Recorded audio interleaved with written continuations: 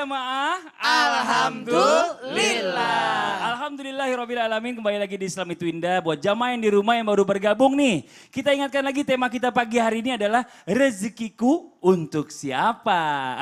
Tadi di awal segmen oleh guru-guru kita berbicara rezeki itu ternyata banyak banget rezeki itu yang memang lewat kita ternyata isinya adalah rezeki orang lain. Nah tapi kita akan bahas lebih lanjut lagi nih. Dan sebelumnya saya mau ngajak nih buat jamaah yang ada di rumah, guru-guru kita nih pasti seneng dong kalau misalnya dikasih hadiah. Ustazah Syifa seneng nggak? Seneng banget. Kalau dikasih hadiah sama suami seneng? Mengharap malah ya. Oh mengharap. Dan nih saya punya Mudah-mudahan tayangan. nonton ya. Iya, saya punya tayangan ini ada suami yang memberikan hadiah istrinya. Ini dia hadiahnya. Sayang. So, sampelnya untuk ajar. So, saya buka sendiri, saya tengok sendiri. Okay. Dah. Siap. Allah, muncuri. Ya Allah. Alhamdulillah. Nampak tak? Sayang, jangan terkejut. Ya Allah, Alhamdulillah. Saya nak buka. Saya tak boleh buka, saya nak buka. Sayang. Thank you, sayang. Thank you. Dia yang dapat hadiah, kita yang merinding. Ya maksudnya, tapi ini dia, maksudnya seneng kenikmatan buat suami ini satu Masya kenikmatan yang Allah. luar biasa. Pada saat memberikan istri hadiah itu, istrinya tuh sampai yang nggak menyangka dan senangnya alhamdulillah histeris histeris. gitu ya. Alhamdulillah sampai begitu banget. Tadi kayak kita ngelihat aja gitu, aduh kita yang seneng ya, padahal yang dikasih bukan Saya kita. sebagai perempuan aja ngerasain Wah. gitu. Seneng banget. Jangan tanya saya ya. Kenapa tuh? Jangan tanya, iya. Ini kita lanjut lagi nih. Nah Ustadz Syam, berbicara Iya, iya. masalah tentang harta. Di dalam harta yang diperoleh istri ini dari pemberian orang lain. Ataupun usaha sendiri terdapat rezeki juga buat anak-anaknya dan suaminya. Apakah seperti itu juga bicara masalah tentang rezeki? Oh ternyata Masya Allah tadi kita sudah membahas sedikit di segmen awal. Ternyata Allah Subhanahu wa Ta'ala dalam 8 jenis rezeki dalam Al-Quran itu ada karena yang namanya memang aturan Allah seperti itu. Ada yang karena usaha sendiri, kemudian ada karena taubat dan takwa. Tapi ada juga karena iyakunu fuqara yughnihimullahu min fadlih. Ada juga karena yang namanya ikatan pernikahan. Maka kalau ditanyakan apakah tadi rezeki istri ini ada juga yang namanya bagi suami dan anak-anak ada satu kisah yang luar biasa di zaman Rasulullah Sallallahu Alaihi Wasallam dan ini masyhur kisahnya tentang Abu Talhah dan juga Ummu Sulaim. Ketika Abu Talhah keluar daripada rumah beliau kemudian berpesan kepada istri beliau jaga harta, jaga anak-anak dan semacamnya. Kemudian beliau kembali dari perjalanannya menemui Ummu Sulaim. Kemudian Ummu Sulaim menyambut suaminya dengan luar biasa. Seakan-akan mendapatkan rezeki yang luar biasa dari Allah Subhanahu wa Ta'ala. Dari wajah beliau tampaklah seorang istri yang sangat soleha. Mengajak suaminya untuk makan, diservis, dilayani suaminya dengan sangat baik. Dan pada pagi harinya diberitahukan, mana anak kita? Kemudian kata Ummu Sulaim, anak kita sedang beristirahat dengan tenang. Ternyata yang dimaksud dengan beristirahat dengan tenang di sini adalah anaknya meninggal dunia. Maka Abu Talha dengan kemarahan beliau, kenapa enggak beritahu saya kalau anak kita meninggal dunia? Datang kepada Rasulullah Sallallahu Alaihi Wasallam, ya Rasulullah istri saya membohongi saya, anak saya meninggal dunia. Dia bilang seperti ini dan seperti ini. Apakah ini bisa dimaksud termasuk durhaka kepada saya? Apa jawaban Rasulullah SAW? Ditanya kepada Ummu Sulaim, benarkah demikian? Kata Ummu Sulaim, benar ya Rasulullah, saya tidak ingin suamiku merasakan kesedihan. Dia baru pulang kerja, saya ingin dia merasakan sesuatu yang luar biasa, tenang jiwanya. Lalu Rasulullah mendoakan kepada kedua pasangan ini dan diberkahilah anak-anaknya. Ummu Sulaim pun hamil kembali dan di dalam riwayat disebutkan anaknya pun banyak sekali dan semua anaknya menjadi ulama, menjadi tabi'in dan menjadi para alim semua anak-anaknya. Disebabkan karena yang namanya kesabaran. Maka anak-anak pun dan rezeki ini pun harta mereka pun Abu Talha dan Ummu Sulaim jadi keberkahan. Disebabkan karena apa? Disebabkan karena istrinya. Maka kalau ditanyakan adakah rezeki suami dan anak-anak melalui istri? Maka bisa saja melalui kesabaran seorang istri, melalui kesolehahan seorang istri, melalui yang namanya ketabahan seorang istri, maka rezeki anak dan suami akan dilancarkan. Yang kedua dalam ayat tadi Allah Subhanahu wa Ta'ala menunjukkan menunjukkan bagaimana Allah Subhanahu wa taala membagikan rezeki. Iyakunu fuqara'a yughnihimullahu min fadli. Ayat ini sebenarnya berbicara tentang para bujangan, mohon maaf yang berbicara pun demikian dan yang mendengarkan mungkin jauh lebih baik daripada yang berbicara. Kemudian Allah katakan yang bujangan yang belum menentu pekerjaannya, yang merasa ragu akan pekerjaan dan rezekinya, hendaklah melakukan wa ankihu, hendaklah menikah sehingga iyakunu fuqara'a yughnihimullahu min fadli. Kalaupun mereka itu fakir, Allah akan cukupkan perkaya mereka dengan karunia Allah Subhanahu wa taala. Bukan mir rizki, bukan dari rezeki Allah, tapi dari karunia Allah. Bisa saja karena sudah berpasangan ada motivasi kerja yang luar biasa. Maka inilah yang disebutkan di balik seorang laki-laki yang hebat ada perempuan yang istimewa di belakang yang berdoa. Betul. Suami yang bekerja, istrinya yang sholat duha di Berdoa. belakang. Suami yang bekerja, istrinya yang berdoa di belakang. Maka inilah dimaksud daripada mim fadli, bukan mir rizki. Fadli adalah karunia ketika alat yang digunakan mencari rezeki. Kalau penjelasan guru kami Ustadz Maulana, alat yang digunakan untuk mencari rezeki inilah yang diperkaya oleh Allah Subhanahu wa taala. Amin. Ada motivasi dalam diri untuk mencari sesuatu untuk anak-anak. Bisa saja nanti rezekinya melalui suami, rezekinya melalui istri, bisa juga melalui anak-anak. Jadi semua Betul. banyak jalannya, tinggal jalannya aja sebenarnya. Ya, jadi bicara masalah tentang Allah menitipkan rezeki kepada satu keluarga itu nggak harus melulu kepada suami. Oh, Intinya enggak, seperti itu kan ya. enggak. Bisa lewat doa istrinya. Nah sekarang kita lanjut lagi di Ustadz Maulana nih. Boleh ya kita jawab pertanyaan dari yang masuk di sosial media Islam itu Indah. Ini pertanyaannya dari @aldian Lestari. Wah, ini assalamualaikum Pak Ustadz Ustazah, saya mau nanya nih. Saya istri kedua dari suami saya yang sekarang istri pertamanya meninggal dan mempunyai anak. Nah anaknya ini tinggal serumah dengan saya. Dia sudah ada istri dan 4 anak, tapi dia tak kunjung kerja dan bergantung pada bapaknya yaitu suami saya. Sudah beberapa kali ditegur untuk cari kerja tapi dia tetap aja nggak mau. Saya mohon nih gimana cara mencari jalan keluar dari masalah ini. Ini sudah berlangsung 10 tahun semenjak dia sudah menikah dan tetap saja tidak kerja. Wassalamualaikum warahmatullahi wabarakatuh. Terima kasih sebelumnya semoga terjawab. Ustadz Maulana ini jadi kok ini dilema sebenarnya nih. Anak sambung ini udah cucunya sebenarnya jadinya udah punya cucu di rumahnya. Jadi merasa keberatan, silakan Ustadz Maulana penjelasannya. Makasih banyak. Bismillahirrahmanirrahim. Izin Ustadz Sam, Ustadz Sasipa, saya lagi On semangat fire. ini. Fire karena ini masalah. Enggak, aja. Jadi gini, mohon izin kepada semuanya. Tanpa menggurui, hanya mengingatkan kepada orang tua dimanapun berada, boleh-boleh saja memberikan anak itu harta kita, nafkah kita, tapi ketahuilah ada baiknya anak itu diberikan keterampilan, kemampuan, ilmu. Kalau ilmu yarfa'illahu allazina amanu minkum wallazina utul ilmu darajat, diangkat beberapa derajat. Makanya enggak apa-apa kita sekolahkan anak dan sebagainya supaya nanti dia bisa mencari nafkah. Maka nikahkan anak laki-lakimu, percantik anak perempuanmu. Maka kewajiban orang tua untuk memberikan nafkah kepada anaknya, tapi jangan sampai menyebabkan anaknya malas. Dalam hal ini harus diatur supaya anak itu bisa mencari rezeki sendiri. Nah kalau sudah kejadian seperti tadi yang disampaikan, ada sudah sampai 10 tahun, sudah punya anak dan masih bergantung sama orang tua, disinilah letaknya mungkin sebaiknya, maaf tanpa menggurui kepada semua ini kesalahan dari awal sebenarnya. Kita kan ini kan ibu sambung, Betul. kemudian kesalahan di sini kita tidak tahu apa penyebabnya, kemungkinan dia lagi masih nunggu kerjaan atau mungkin ada sesuatu trauma dengan pekerjaannya. Wallahu a'lam bishawab. Jadi kita tidak mau masuk dalam ranah keluarganya. Namun dalam hal ini kita ambil secara umum saja. Jadi kalau bertanya, sampai kapan anak itu dinafkahi sama orang tuanya, ditanggung? Sampai anak itu udah nikah. Tapi belum tentu. Bisa jadi anak belum nikah tapi dia sudah mapan. Kayak di belakang saya. Sudah tidak ditanggung sama orang tuanya. Belakang siapa? Ustadz? Oh Ustadz Syam. Saya pikir belakang sini Belakang kosong mana Ustadz. gitu? Di belakang sini kosong. Oh, Iya. kan saya menghadap begini. Oh gitu, iya benar. Sasam. Jadi Iya. tidak dinafkahi lagi karena dia sudah mampu. Jadi lihat situasi anaknya. Namun dalam hal ini tidak ada salahnya orang tua itu memberikan anak sebagai hibah. Ada kalanya seperti itu. Maaf. Saya kasih anakku. Padahal anaknya sudah ada semua sudah berkeluarga. Ayah ada rumah, kau tinggallah saya di situ. Kau ambil itu rumah. Jadi bukan berarti setelah anak nikah putus hubungan. Tidak. Tetap tanggung jawab. Wa ma'amfaqtu min syai'in fa yukhlifuhu. Kita berikan Allah ganti lebih banyak. Bukan hanya kepada orang lain. Tapi justru menitip beratkan kepada anak. Apakah setelah anak sudah menikah lantas kita tidak memberikan apa-apa lagi kepada anak kita? Kasihanlah. Kasihan itu anak. Mohon maaf ya.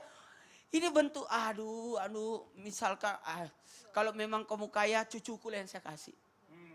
Minimal seperti itu. Ini saya mengibaratkan pada diri saya sendiri. Kalau kelak nanti anak-anak saya sudah nikah, saya rasanya masih mau tetap kasih anak-anakku deh. Ya contoh anak-anak saya punya tabungan, tapi perasaan kalau dia minta sesuatu, saya berat ngambil uang tabungannya untuk belikan sesuatu. Tetap kita dari uang kita sendiri. Nah ini ibaratnya takutnya kita menzalimi anak.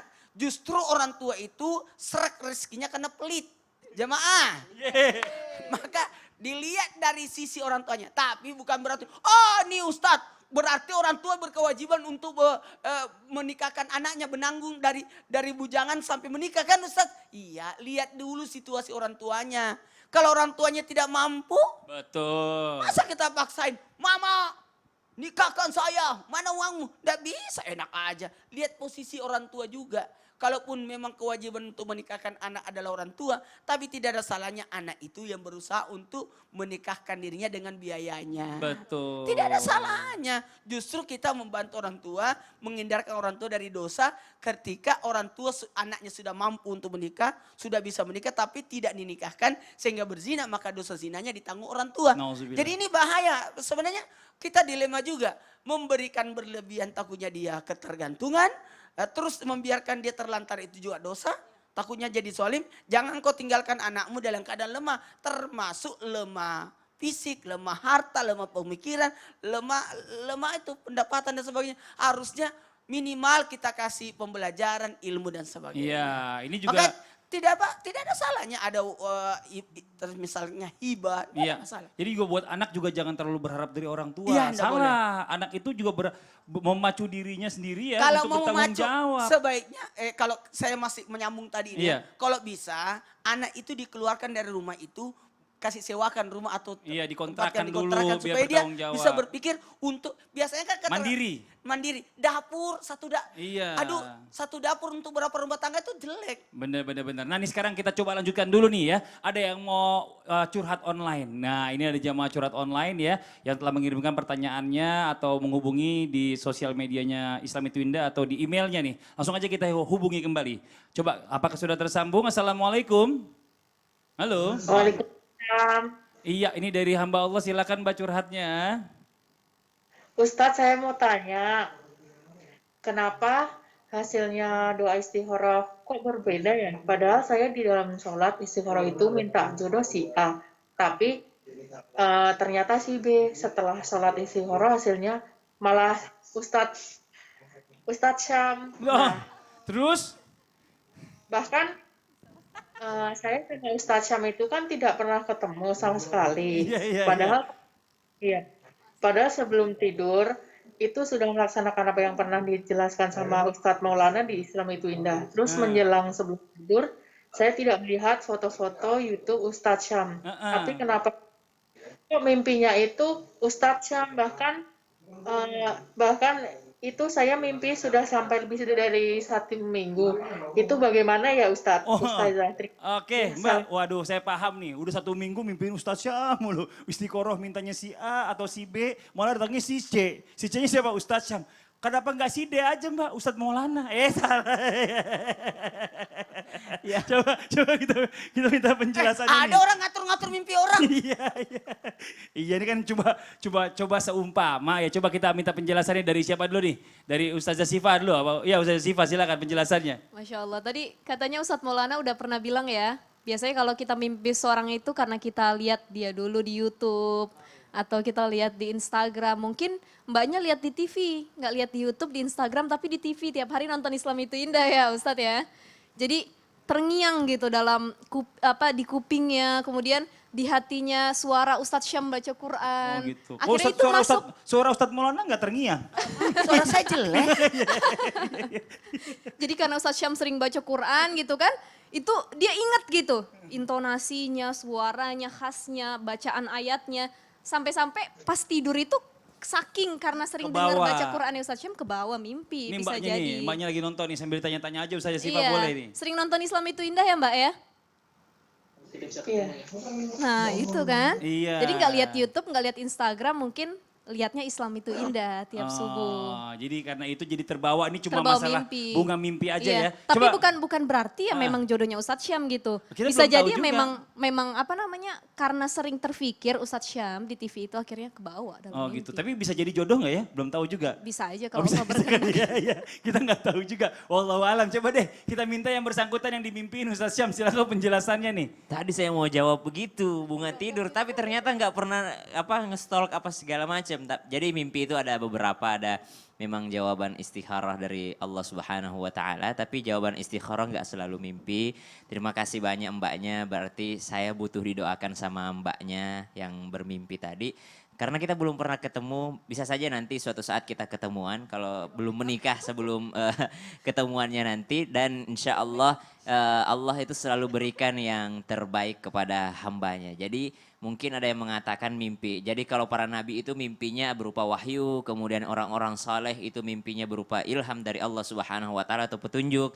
Kemudian ada juga mimpi karena bunga tidur dan ada juga mimpi karena gangguan syaitan. Bisa saja mimpi yang tadi mbaknya mimpiin Syam itu gangguan setan. Kenapa gangguan setan? Karena mbak sudah punya pilihan dua tadi. Mbak pilihan A dan B, tapi setan selalu mengganggu dengan datangnya pilihan yang ketiga. Sehingga yang kedua ini, dua orang ini jadi mbak abaikan gitu. Padahal sebenarnya Allah sudah memberikan petunjuk dari si A dan si B. Setan mengganggunya melalui si C tadi. Jadi jangan dianggap serius mungkin. Tapi tidak menutup juga kemungkinan. Bukan saya setannya Ustaz. Bukan saya bilang. Siapa? Mas Fadli. Apa Saya katanya? cuma menambahkan begini. Mas Fadli mah PR banget. Mbaknya biar mbaknya seru juga. Mbak. Iya. Mbak Jadi begini, Ustaz Sam kan gak enak ngomongin. Iya. Tolong gini, betul tadi itu godaan, tapi bukan berarti Ustaz Sam yang jadi setan, bukan. Tapi dalam posisi ini, siapa di antara kedua pilihan ini, A atau B ini, yang mendekati sifatnya sama dengan Ustaz Sam? Oh bisa jadi. Ya, amalannya, kesalehannya sama dengan Ustaz. Jadi patokannya dari Adam B itu harus berpatokan dari Ustaz Sam. Oh Itu gitu. jawabannya. Oh Tabir Masya mimpi Allah. banget, Ustaz. Iya itu ini banget, mendekati banget Masya Kita Allah. nggak Dikaitkan kepikiran, seperti kan? itu ya. Iya. Iya gitu. Coba Jadi gimana? tenang aja mbaknya. Mbak, Iya. sudah pahamkah? Sudah jelas Jadi jawabannya? yang A dan B itu yang mana yang mendekati dengan Ustaz Sam? Iya, itu yang Baik dipilih. sifatnya, Jadi pintarnya, Ustadz Syam itu cuma salehnya gitu. gambarannya saja. Gambarannya gitu ya. aja. Iya, begitu ya Mbak ya. Iya. Ya makasih banyak Iya, Mbak. Semoga nanti kita bisa ketemu ya Ustadz Syam. Oh Iya, ya Masya tetap dia- Allah. Ustaz Insya Allah. Samnya, Insya Dia Allah. yang minta itu A, B Ustaz dan Sam. A dan B itu siapa yang mendekati sama dengan Ustaz Sam? Dia mau Itu ketemu marah. doa, Nggak dia mau apa-apa, cuma ketemuan, ketemu Ustaz. doang, Iya, nggak iya. usah marah Apa, juga apa. bapaknya. Bapaknya marah-marah aja lagi sih. Makasih banyak ya Mbak ya. Ayo Mbak, makasih banyak. Assalamualaikum. Waalaikumsalam warahmatullahi wabarakatuh. Nah ini sekarang nih kita lanjut lagi nih Ustadz. Saya mau nanya nih Ustadz nih, bicara masalah tentang suami. Kalau kita lihat di luar sana banyak ibu-ibu yang setuju dengan pendapat saya. Kalau ada suami itu banyak yang pelit sama istri. Itu bagaimana Ustadz Maulana?